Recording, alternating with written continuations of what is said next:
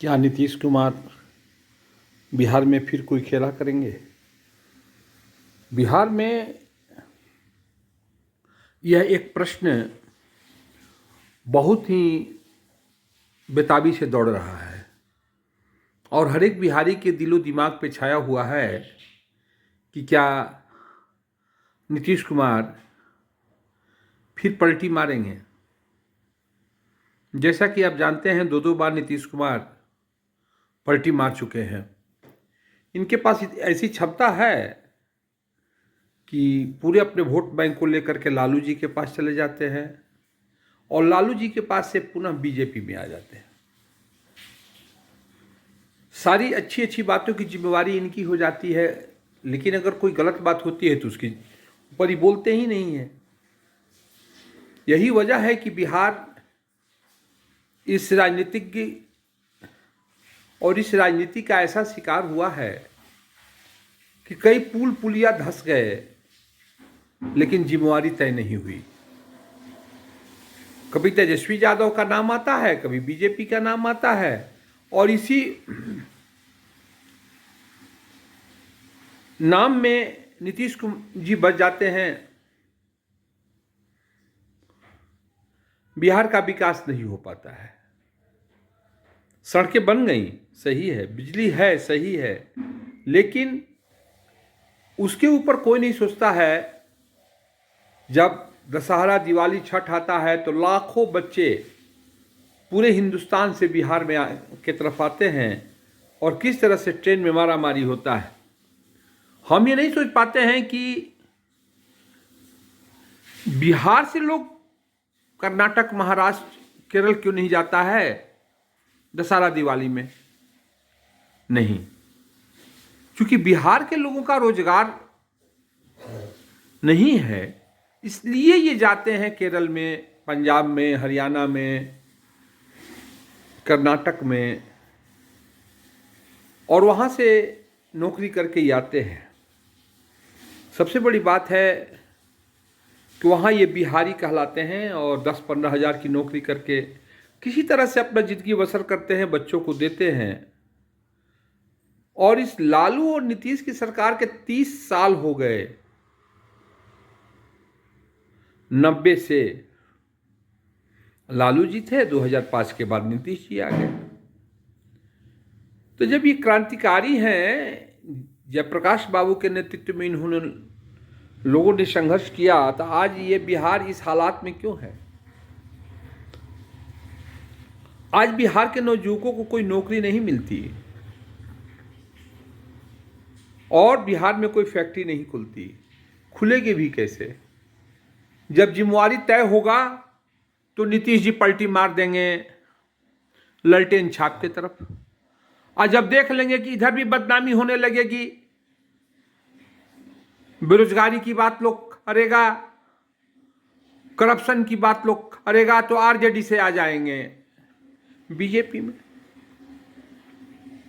इस दोल्हा पाती में बिहार का सर्वनाश हो गया। बिहार के नौजुवकों की जवानी, उनका बचपन सब बर्बाद हो गया। और जब कभी बिहार इस बारे में सोचता है तो जात पात की घूंटी पिला करके उसे सुला दिया जाता है। आप देखते होंगे, एक बार आप सोचिए मैं जो कह रहा हूं उस बात पर। जब चुनाव आता है तो जातीय गोलबंदी इस तरह से होती है कि बलात्कारी और हत्यारे जो कि जेलों में बंद रहते हैं उनको बाहर निकाल दिया जाता है। और ये राजनीतिक पार्टियां, चाहे बीजेपी हो, चाहे जदयू हो, चाहे आरजेडी हो, ये राजनीतिक पार्टियां उन हत्यारों को वोट इसलिए देती है कि इस हत्यारे के पीछे इनकी जातीय गोलबंदी है। वो जातीय गोलबंदी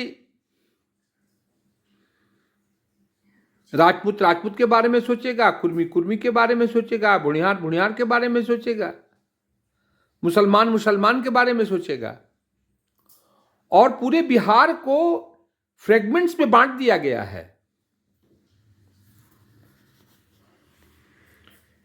और उन कैटेगरी में बांटने का मतलब हो गया कि अब बिहार की जनता से हमें मतलब नहीं है।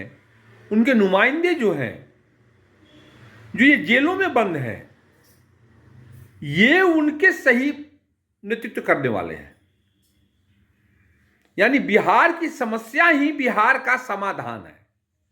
जिसने बिहार में हत्याएं की, बलात्कार किए, गोलियां चलाई, उनको एक जात विशेष का प्रतिनिधित्व करने की छूट दी जाती है। और जब जनता बहुत त्राही त्राही करने लगती, ये तुम क्या कर रहे हो, ये तुम क्या कर रहे हो, अरे ये तो अपहरण करता था, ये तो किडनैपर था, ये तो बलात्कारी था,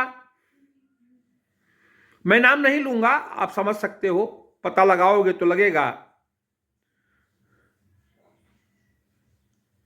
गौतम शिल्पी प्रकरण, किस तरह से गार में ही वो उसकी मृत्यु की गई, मारा गया।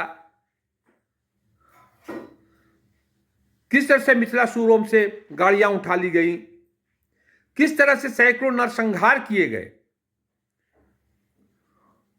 लेकिन उसको जात के माले में ऐसा पिरोया गया कि अगर उस जात के 10, 20, 25, 50 लाख लोग हैं, उसका नुमाइंदा कोई एक हत्यारा बन जाता है। राजपूत कौम का हत्यारा एक गुंडा हो जाएगा, भुड़िहार कौम का नुमाइंदा एक भुड़िहार हो जाएगा, कुर्मी कैकरे, ये कोई नहीं देखेगा कि कहां था, बल्कि उसको जेलों से निकाला जाएगा और कहा जाएगा तुम अब बाहर निकलो, तुम्हारी जरूरत है क्योंकि चुनाव आ गया है और तुम अपनी जाति का प्रतिनिधित्व करो, तुमसे लोग डरेंगे, और जब लोग डरेंगे तो वोट मुझको मिलेगा।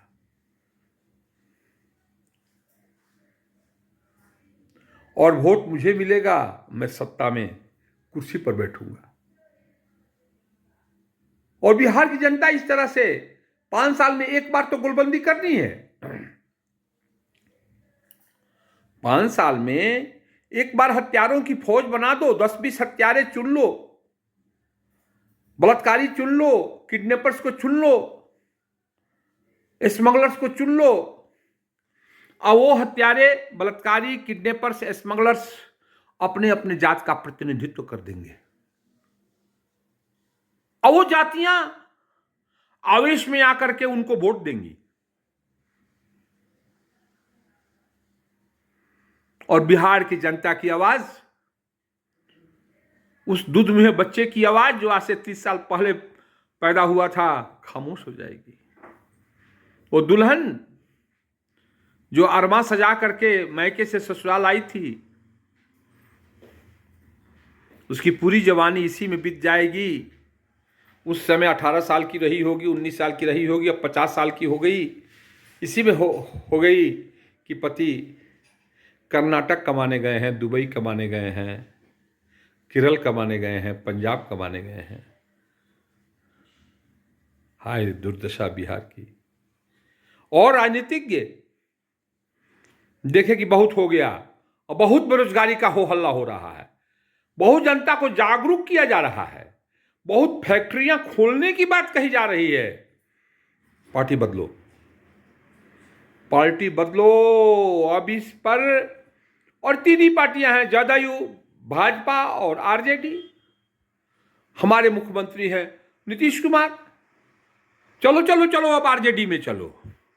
कुछ दिन वहां सत्ता रही, बड़ी बदनामी हो रही है भाई। ये तो सारे का, आपको आश्चर्य है कि बिहार में अरबों के पुल फंस गए।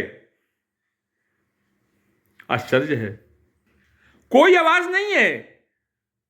इसके लिए धरना प्रदर्शन नहीं होता है, गुंडों हत्यारों के पक्ष में धरना प्रदर्शन होता है बिहार में। समाज के लिए धरना प्रदर्शन नहीं होता है, एक जात के लिए हो सकता है। वाह वाह। जहां हम चांद पे जा रहे हैं, हमारे बच्चों बेरोजगार, रोजगार के लिए कर्नाटक जा रहे हैं, केरल जा रहे हैं, महाराष्ट्र जा रहे हैं, वहां वो बिहारी कहलाते हैं। बिहारी एक गाली हो चुकी है। लेकिन उनका कुहास फटता है कब? जब इलेक्शन का समय आता है और उनके हाथ में झंडा दे दिया जाता है, मेरा नेता कैसा हो, फलाना जैसे। बाप रे बाप, इसने इतना मर्डर किया था, इसने इतना स्मगलिंग की थी, इतना बलात्कार किया था। इन गुंडे नेताओं के पीछे पीछे चलो और ये बेरोजगार नौजवान चल जाते हैं। जात का नशा ही कुछ ऐसा है।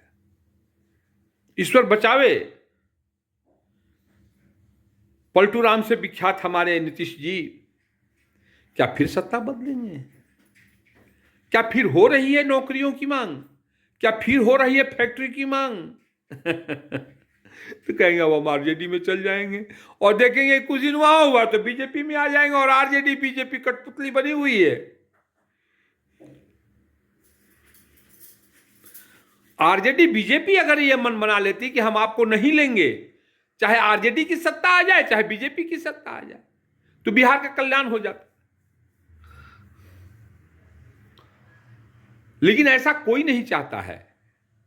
पत्रकार भी बढ़ जाएंगे, कुछ पत्रकार नीतीश जी की जय जय, कुछ आरजेडी की जय जय, कुछ बीजेपी की जय जय।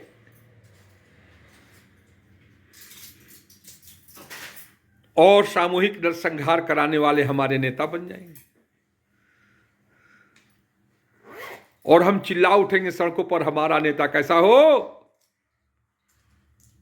हमारा नेता कैसा हो, इतना बलात्कार करने जैसा हो, इतना मर्डर करने जैसा हो, हमें शर्म नहीं आती है।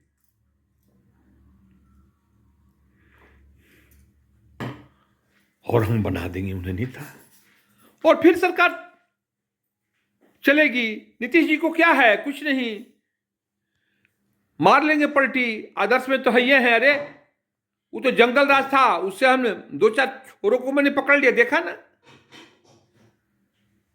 कितनी अच्छी बनी सरकार। कब तक दंश झेलता रहेगा बिहार जातीयता का, हत्या का, बलात्कार का, पुलों के ढहाने का? क्या आपने कभी सुना कि मुख्यमंत्री ने इतने इंजीनियर्स को सस्पेंड किया, इतने कॉन्ट्रैक्टर्स को ब्लैक लिस्टेड किया? कभी सुना? इस पे काम नहीं होती, इस पे बात नहीं होती।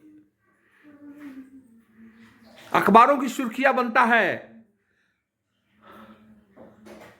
1.5 अरब, 2 अरब, 17 अरब का बनाया हुआ पुल धंस गया।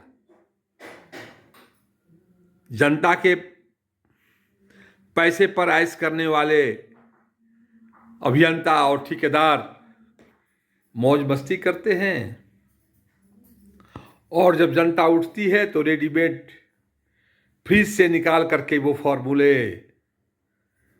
जातीय शराब की घूंट पिला करके उसे इनकलाब करने के लिए मजबूर कर दिया जाता है। कहो कहो इनकलाब जिंदाबाद, मेरा नेता कैसा हो, हत्यारों के जैसा हो, बलात्कारियों के जैसा हो, पूल में पैसा लूटने वालों के जैसा हो।